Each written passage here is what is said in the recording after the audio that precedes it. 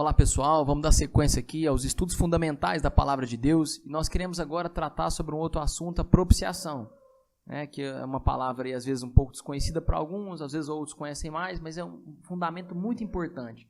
Nós vamos trabalhar esses fundamentos que são breves resumos daquilo que são os principais fundamentos da palavra para que você possa ter uma melhor compreensão da palavra como um todo. Você entendendo esses fundamentos, com certeza vai conseguir compreender melhor o restante.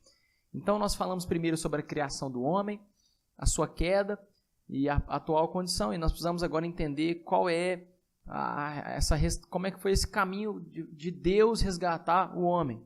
Então, veja bem, o homem, uma vez ele foi criado em perfeita condição, foi criado em harmonia com Deus, e ele então conhece as trevas, ele conhece o pecado, ele conhece a satisfação dos seus desejos. E aí, a partir do momento que ele estava em luz e faz esse caminho para conhecer as trevas, porque o homem era livre, ele não consegue agora fazer o caminho inverso, ele não consegue sair das trevas e conhecer a luz, ele não consegue fazer esse caminho de volta.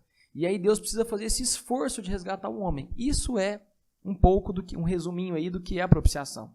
Então, para a gente entender aqui, então a gente entende aí a condição do homem. Então é importante a gente entender que o homem, depois que ele caiu em trevas, está em trevas, ele está doente. E não é uma doença pontual. Né? O pecado, que é essa doença que nós estamos falando aqui, não é uma doença pontual. Às vezes o homem peca, às vezes o homem mente, às vezes o homem adultera, às vezes o homem se corrompe. Não, o homem está totalmente corrompido, o homem está entregue em suas mentiras, o homem está entregue aos seus próprios desejos. E ele é escravo agora do pecado, da maldade do seu coração. A ponto de que até quando ele acha que está fazendo bem, na verdade ele está tentando satisfazer as suas próprias vontades. Então, até as coisas que a gente acha que o homem está acertando, no final ele está apenas buscando fazer aquilo que satisfaz a sua própria necessidade. Ele é escravo dele mesmo, da sua própria maldade. Então, ele só consegue fazer aquilo que é mal. E aí isso vai isso vai mostrando e revelando a natureza natural do homem, que é o pecado. Então, não é uma questão daquilo que o homem faz, mas daquilo que o homem é. O homem não é que ele faz pecados. O homem nasceu em pecado. Então, a sua essência, a sua natureza, o seu DNA, a sua genética agora, ela é totalmente de um homem que faz somente a maldade. E Deus é o contrário disso. Deus é bom, Deus é perfeito, Deus é santo, reto, justo, íntegro. E nele não há desvio, nem absolutamente sombra de variação, de mudança para aquilo que é mal.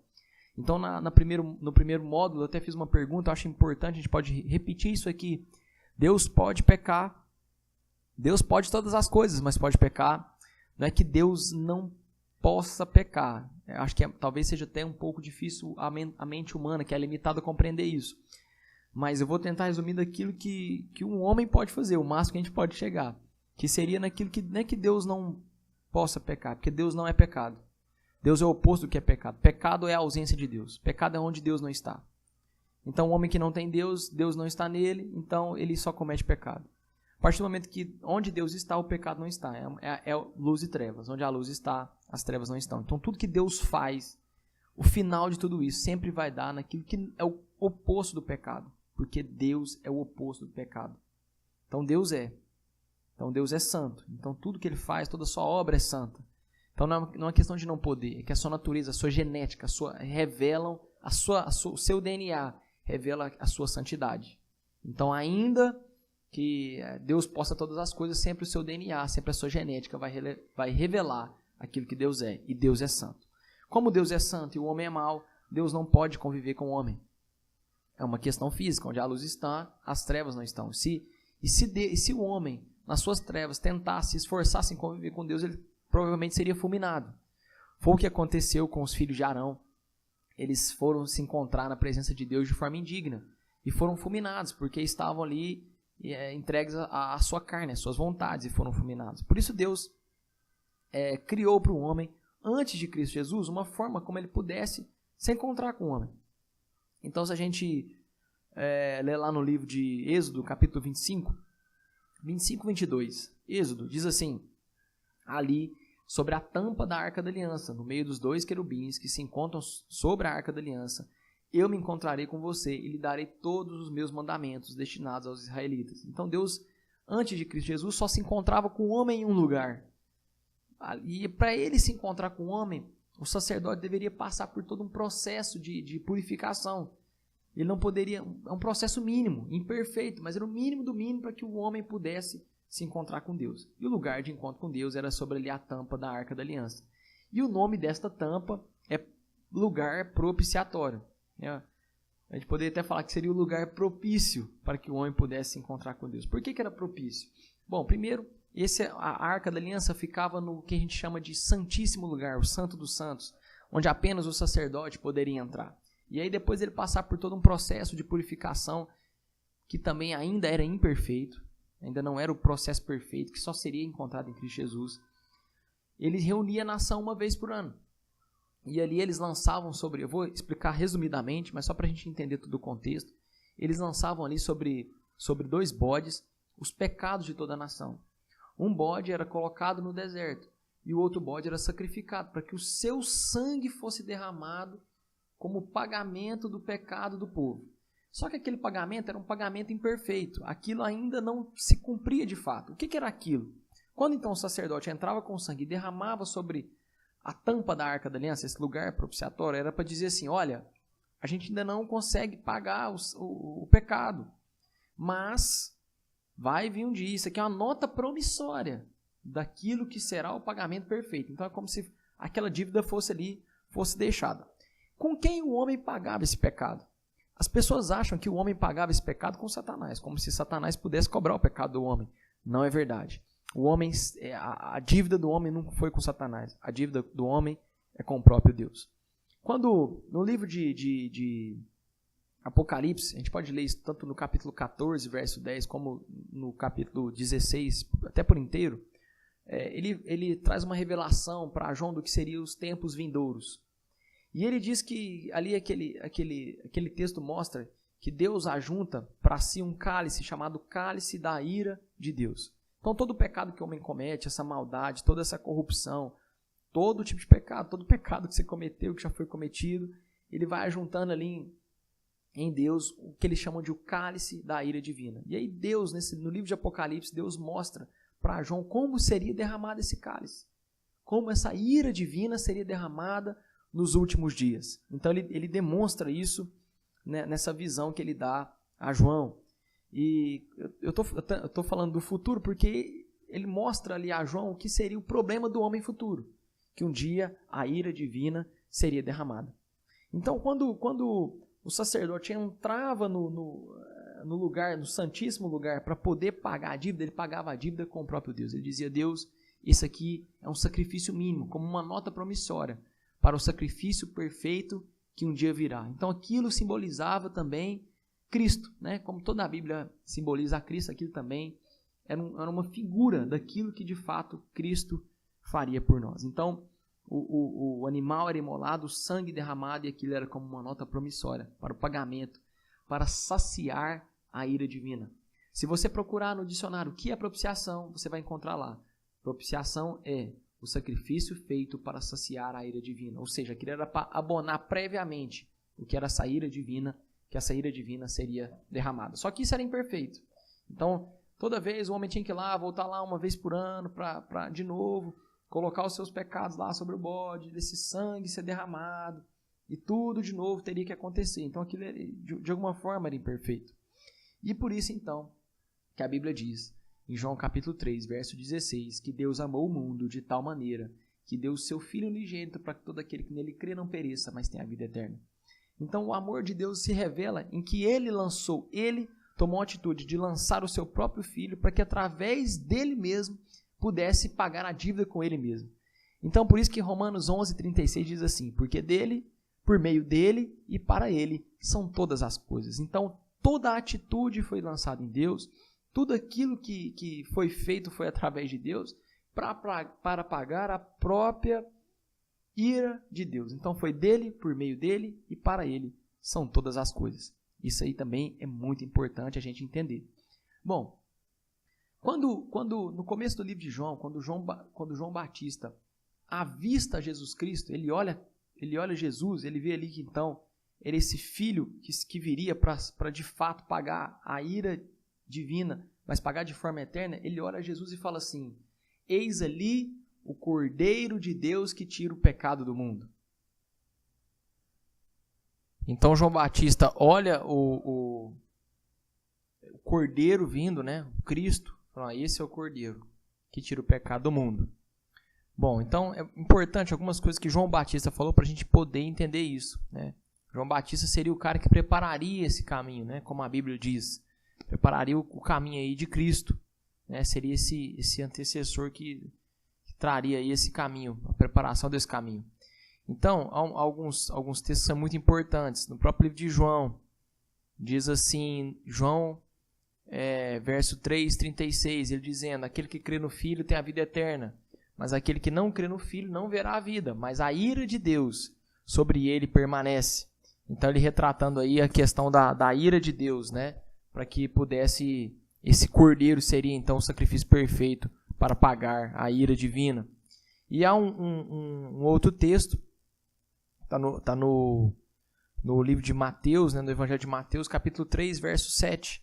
Ele então está lá falando justamente da condição do homem, da sua maldade, do seu pecado, e falando também da ira vindoura. Então ele diz lá: raça de víboras, quem vos ensinou a fugir da ira vindoura, da ira futura? Ele está falando justamente, assim, como se ele dissesse assim: povo do coração ruim, o pecado é a doença de vocês, quem ensinou vocês a fugir da ira vindoura? Então ele fala aí tanto, um pouco aí do que ele fala, um pouco tanto do primeiro modo que a gente falou, como esse modo agora da propiciação. Então João Batista vai lá preparando o caminho. Então tem vários textos que falam disso, que falam sobre Cristo como esse cordeiro que seria a propiciação do pecado, né? Seria o sacrifício perfeito para a propiciação do pecado. Bom, então nós entendemos aí que Deus não convive com o pecado, né? E então ele entrega. É importante a gente dizer que Jesus não foi morto por mão de homens. Jesus não foi morto pela vontade de homem algum. Ele foi sacrificado pela própria vontade de Deus. Então ele entrega o seu próprio filho. A Bíblia fala em Isaías 53 que agradou a Deus moê-lo, né? Agradou a Deus entregá-lo aí para que ele fosse imolado como cordeiro perfeito. Bom, aí a gente continuando, nós falamos aí um pouquinho aí da questão da ira de Deus, e agora então em relação a Cristo Jesus.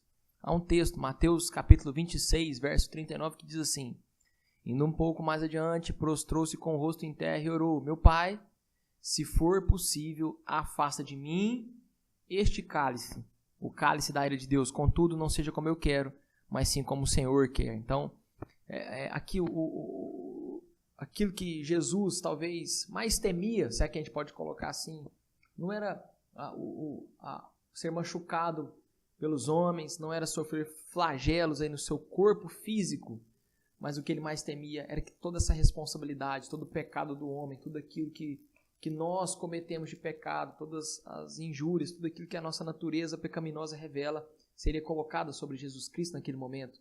Então ele pede ao Pai que, se fosse possível, esse cálice fosse afastado dele, contudo, que não fosse feito o que ele quer, mas sim conforme a vontade de Deus. E como a gente citou que agora, agradou a Deus moê-lo, né? Isso é para a gente entender o tamanho do amor de Deus por nós. Deus nos amou de tal forma que ele entregou o seu Filho para ser flagelado, para ser ferido, para que pelas suas pisaduras nós fôssemos sarados. Então há um texto também, vou ler um outro texto, Isaías capítulo 53, verso 6, que diz assim: todos nós andávamos desgarrados como ovelhas, cada um se desviava pelo seu próprio caminho, mas o Senhor fez cair sobre ele a iniquidade de todos nós. Então ele fala justamente sobre isso, ele fala assim: nós andávamos desgarrados, nós éramos maus, a gente fazia aquilo que era a nossa vontade, os nossos desejos, mas o Senhor fez cair sobre ele a iniquidade, os pecados de todos nós. Então, Deus vai lá e faz cair sobre Cristo Jesus os nossos pecados, para que ele fosse essa referência do Cordeiro. E aí, quando Deus então lança sobre Jesus todos os pecados, tudo aquilo que é a maldade humana, todo o pecado cometido pelo homem, a gente entendeu que agora há pouco que Deus não pode conviver com o pecado, porque Deus é uma coisa, o pecado é outra. Cristo se fez maldição por nós na cruz.